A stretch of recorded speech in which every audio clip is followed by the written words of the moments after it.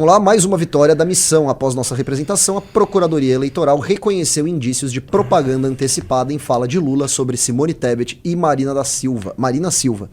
A máquina pública não pode virar palanque eleitoral. Missão dada é missão cumprida. Minato, você, enquanto pré-candidato, tem muitas regrinhas que tem que ser seguidas, né? Cara, tem e assim, é meio até ridículo isso, né? Tipo assim, se você colocar a palavra pré antes de candidato, você não toma multa, você não está sujeito ali a ser investigado por propaganda eleitoral antecipada. Agora, se você já se coloca como candidato... Aí não pode. Aí não pode, aí você está errado, né? Existe uma legislação muito rigorosa, especialmente em cima já do pedido de voto antecipado, da divulgação de número, desse tipo de coisa. Agora, o que a legislação, né, Merreiro, acaba se tornando... infeliz, por assim dizer, é que pro cara pequeno, o cara que quer começar na política, o cara que, né, tá se candidatando ou se pré-candidatando pela primeira vez, esse cara, às vezes, ele comete um erro como esse e ele vai tomar ali uma multa de 5 mil reais, né? Que às vezes pro cara que não tem acesso ao fundo eleitoral, não tem acesso ao fundo partidário, isso vai pesar. Não tem grandes doadores. Exatamente. Pô, se toma logo de cara uma multa de 5 pau, pesa, né? Que eu imagino que não seja o caso do presidente da República. E mais, esse cara pequeno, qual que é o alcance que ele vai ter ali, né, para conseguir realmente converter voto 5 dias antes da campanha inicial? É muito pouco, né? Já o cara que tá no cargo de presidência da República, ele não faz isso... Pô, o Lula tá aí, gente, disputando a eleição. Eu ia falar 89, que foi a primeira presidencial dele, mas ele já tinha disputado pra Assembleia Constituinte, ele foi deputado constituinte. Então é um cara que tá aí, pelo menos desde 87 disputando. Ele sabe disso. Tipo, ele viu tudo isso, todas essas regras eleitorais serem escritas, ele tava lá. É tipo o negócio de Nárnia lá. Não me fale sobre a magia negra, que eu tava lá quando foi escrita. Então, assim, o Lula tava lá, né? E ele tem feito isso de forma reiterada. Não é de agora que ele tá fazendo isso em prol da Marina, em prol da Tebet. Ele fez isso pro Boulos aqui em São Paulo, né, pedindo voto de forma explícita.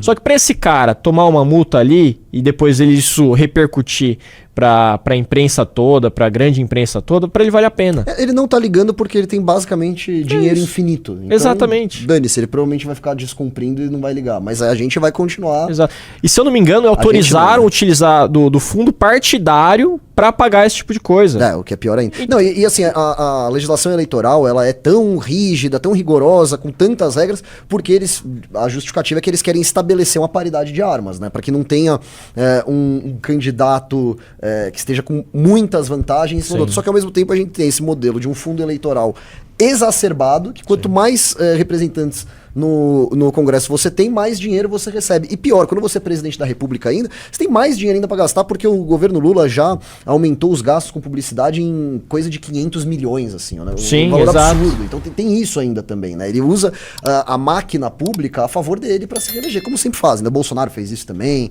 Aí tem esses gastos. Aí fora os gastos de medidas populistas que o governo aprova em ano eleitoral pra tentar garantir sua reeleição. Então é mais gasto ainda. E divulga essas medidas como? Com o recurso da publicidade, o recurso público utilizado para publicidade. E mais, ainda, se eles estivessem gastando esse recurso com publicidade de coisas que eles fizeram, já seria questionável. O duro é ficar sendo impactado no Instagram com publicidade governamental do projeto de lei do Kim de aumento de pena. Fala pessoal, meu nome é Diogo Ferreira e eu sou responsável pelo Nacional Corte. Se você gostou desse vídeo, se inscreva no canal e deixe seu like, porque isso é muito importante pra gente continuar trazendo os melhores cortes de tudo que acontece no Brasil com o MBL e com a missão. Tá sendo... é verdade. Toda hora aparece lá, tipo assim, o governo federal aumentou as penas aí, ó. O que estão causando aí? Quem que tá causando, cara? É justamente o cara... Nossa, foi falar Mano, o é nome... o Caipora, velho. Você fala o nome dele, ele aparece aí. Ele foi sumonado. Vocês me invocaram.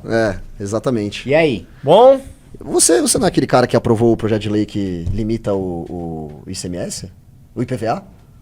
Não foi nem projeto de lei, foi PEC. PEC. E não foi nem ICMS. Não foi ICMS. Não, eu troquei o não.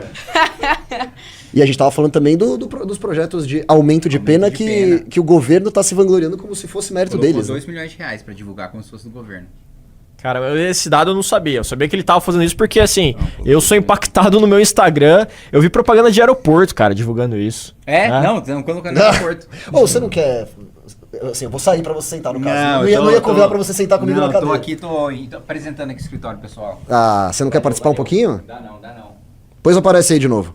Então, assim, é isso. Tá E ainda mais em desprezando segurança o convite, pública, que o PT é o grande responsável por a gente ter as organizações criminosas / terroristas fortes como elas estão hoje, né? Sei, não, eu participei, assim, das aprovações de alguma das comissões desse projeto, e o discurso dos deputados da base do governo é de que isso era populismo penal, que isso não adiantava de nada, que aumentar a pena não adianta, tal. Mas aí, quando você aprova realmente, vê que tem um apelo popular, porque, bom, o governo sabe, o Lula sabe o que tem apelo popular agora, porque tá com pesquisa debaixo do braço. Eles pegam uma qualitativa e eles veem o que realmente importa para a população é a segurança pública, é a dor de todo mundo aqui no Brasil. Mas assim, também vai ser muito difícil pro PT querer falar que eles estão fazendo alguma coisa pela segurança pública nesse ano, né? Ah, sim. Tipo assim, pra eles... É que assim, o grande oponente do Lula hoje é o Flávio Bolsonaro. Então ele tem um oponente muito fraco, que ele tá conseguindo nadar de braçada. Por enquanto ainda, como dizem as pesquisas, que ele tá lá ainda em segundo colocado. Só que assim... Há um problema grande que eles poderiam enfrentar, caso eles tenham ainda um candidato mais forte que venha, quem sabe um Renan Santos, se ele supera o Flávio Bolsonaro, que é justamente explicar para a população por que a segurança pública está nesse nível absurdo que está agora, né? É algo que o PT poderia estar sendo muito cobrado. Só que o problema é que a gente tem uma direita dominante, que é tão incompetente, que ao invés da gente estar explorando justamente esse tema, eles estão brigando internamente por conta da Michelle Bolsonaro. Exato. É isso que eu ia falar, assim. Eles tratam somente de assuntos pertinentes a eles, né? Ou seja, a prisão do Jair, ou então a briga com a Michelle, ou então ficar alfinetando o Nicolas. Você percebe que, assim, eles gastam boa parte do tempo deles discutindo isso e não discutindo proposta pro Brasil. Mas também convenhamos que a grande intenção da Michelle Bolsonaro é que o Flávio perca essas eleições pro Lula, especificamente, né? Isso que ela quer. Ela não gravou. Tudo bem que a gente mudou um pouco de assunto aqui, mas acho mais interessante que ficar falando de legislação eleitoral, né? Sim. Mas é engraçado isso, né? Porque a gente tem essa direita dominante que eu tava falando, que não consegue, não tem o interesse ou a capacidade de explorar esses assuntos que seriam muito incômodos pro PT, por isso o PT tá nadando de braçada.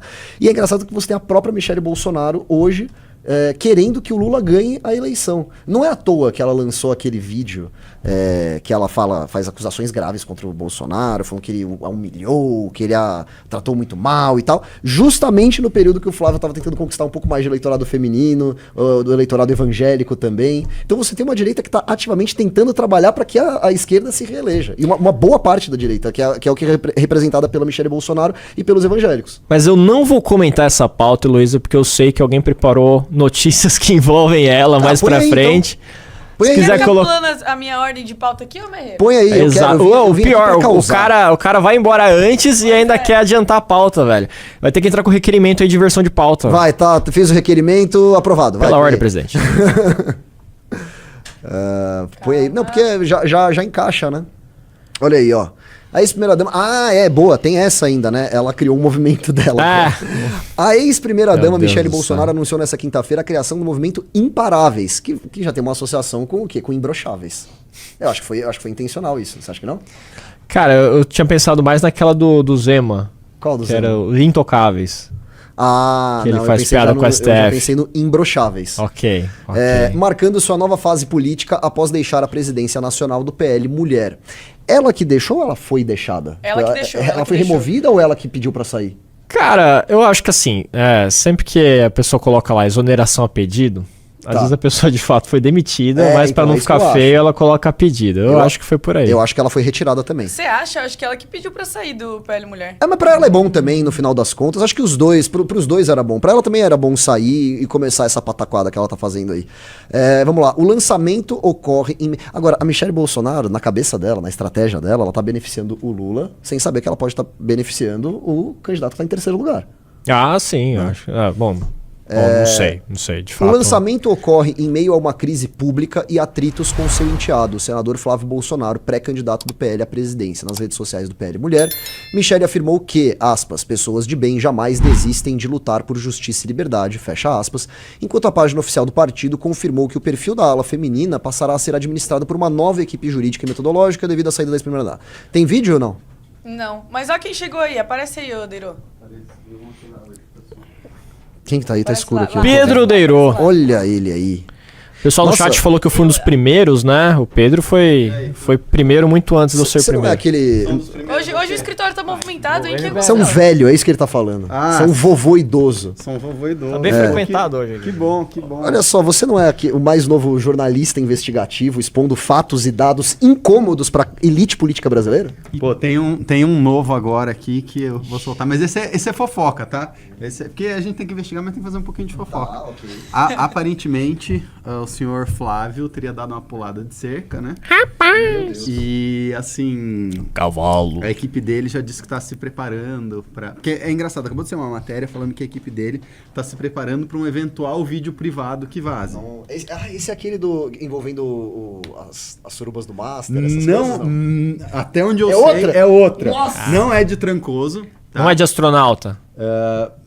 Eu sei que tem a ver com Brasília, eu vou falar isso, não vou falar mais. Ok. Mas aí, enfim, e porque é engraçado, né, que eles falam o seguinte nessa matéria, falando, não, porque a equipe do Flávio está se preparando, então, para um eventual escândalo, e aí tem um coach do Flávio falando, eu já coloquei aqui a minha mulher comigo, né, para Puta. me ajudar nessa estratégia de defesa, caso vídeos que vazem a intimidade acabem circulando, alguma coisa nesse sentido.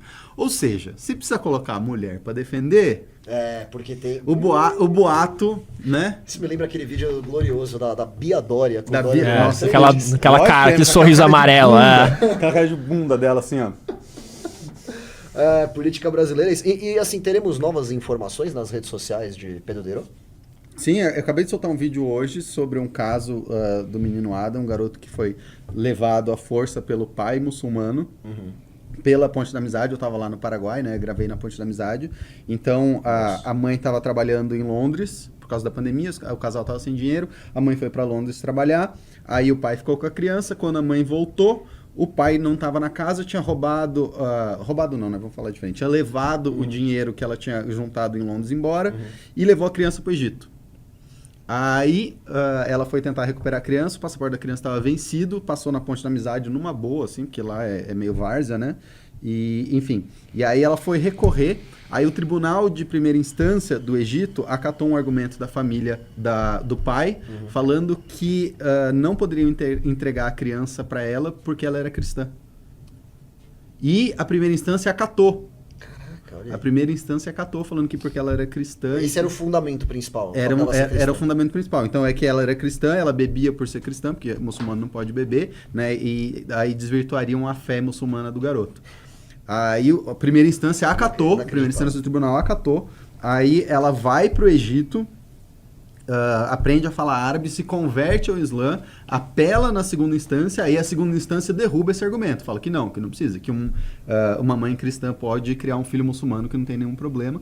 Aí o pai está na Interpol com prisão preventiva decretada, ela tem a guarda pelo processo brasileiro, tem a guarda pelo processo egípcio, e o Itamaraty não faz nada e a criança está lá. E faz 3 anos que ela está nesse imbróglio. É surreal a história. Eu tenho opiniões sobre isso. Isso parece muito aquele filme. Não, é o Não Sei Minha Filha, Not With My Daughter. Vocês nunca viram esse? Não conheço. Eu conheço Taken, esse aí não. É assim, é uma mulher que se casou nos Estados Unidos, o cara era médico iraniano, e ele fala assim, eu queria visitar minha família, tem 3 anos que eu nunca visitei e tal, né, eles não te conhecem, não conhecem nossa filha e tal, vamos pra lá? E a mulher fala, putz, cara, a gente tá nos Estados Unidos, né, mas beleza, sua família, então vamos. E aí eles vão pra lá, né, e aí quando chega lá, tipo, já tem que colocar o hijab, exato, e aí tipo, ela deixa sair uma mecha do cabelo, chegam uns caras com metralhador em cima dela, e fala assim, coloca isso aí e tal, ela fica meio assustada e tal, e aí o marido fala, não, mas isso aqui fora, dentro de casa tá tudo bem e tal, e aí começa, né, e vai jogando essa conversa pra cima dela. E aí chega um momento que ele vira e fala assim, olha, eu tava pensando, acho que eu vou ficar por aqui mesmo, a gente tem que criar nossa família aqui que são os costumes corretos, aqui que é a religião correta e tal. E a mulher começa a ficar incrédula, fala, não, pô, eu sou americana, né, não vou fazer isso, minha filha não vai crescer nesse sistema e tal. E aí o cara, tipo, dá um tapa na cara dela e fala, não, a partir de agora é isso, né. E aí ela tenta fugir pra embaixada, não tinha embaixada americana lá, né? E aí ela tenta fugir pra embaixada suíça e pro departamento que cuida de americanos, né? E aí a pessoa da embaixada fala assim, não, mas você é, acho que iraniana. Não, eu sou cidadã americana assim nos Estados Unidos. Sim, mas você não é casado com um iraniano? Ela fala, sou. Então, a partir de agora, pela lei aqui, você é. iraniano. E aí tem todo aquele lance que não pode entrar sozinha, né? Não, e ela Egito, vai tentando fugir, né, pra... Bom, ótimo filme, assistam aí. E o Egito não é signatário da Convenção de Haia, né? Então, a Convenção de Haia é o pacto que obriga, né, quando você tem esse tipo de briga de custódia, a devolver a criança para o país de origem. E ele não é signatário ainda, então fica nesse imbróglio. E tem vários, tá? E não é um caso só, tem vários, o Itamaraty já reconhece esses casos, e aí eu entrei com uma proposta legal da gente ter, então, uma obrigação legal de você ter tanto um acompanhamento mensal para as famílias, quanto você ter um acompanhamento no Congresso de todos esses casos, para os deputados poderem acompanhar o progresso de todos e conseguirem, então, pressionar o Itamaraty, pressionar o Executivo, porque, assim, é uma questão diplomática agora, né? Então, a Justiça do Egito já reconheceu e por, digamos assim, preguiça diplomática, essa família não está reunida hoje e você tem um cidadão brasileiro, né, um jovem vivendo, então, contra a decisão legal de duas instâncias de dois países, num país estrangeiro sendo criado por um homem que é foragido da justiça. E curioso que eu não vi nenhum veículo de imprensa até agora cobrando Itamaraty por conta disso. Eu tô sabendo isso via Pedro Leiro. Sim, a história tem 3 anos, né? Então, mas eu também não vi a história em grandes meios de comunicação, muita cobertura, mas eu analisei todos os documentos, né? Foi a mãe que entrou em contato comigo, eu vi todas as decisões judiciais, pesquisei, fiz uma pesquisa pública, cruzei os dados, vi a documentação sigilosa da Interpol também, que eu não pude publicar, né? Mas eu também apurei, então de fato apurei tudo e realmente a história dela bate. Ó, no chat estão perguntando aí, é Not Without My Daughter, não é Dark Horse, tá, pessoal? A galera tá falando que é Dark Horse aí, não é. Nem nesse outro aí que o Cabruto colocou, viu? A gente tá vendo isso aí. Mas é um ótimo filme, acho que é de 91. Eu não lembro de assista, ter ouvido muito falar bom, desse. cara.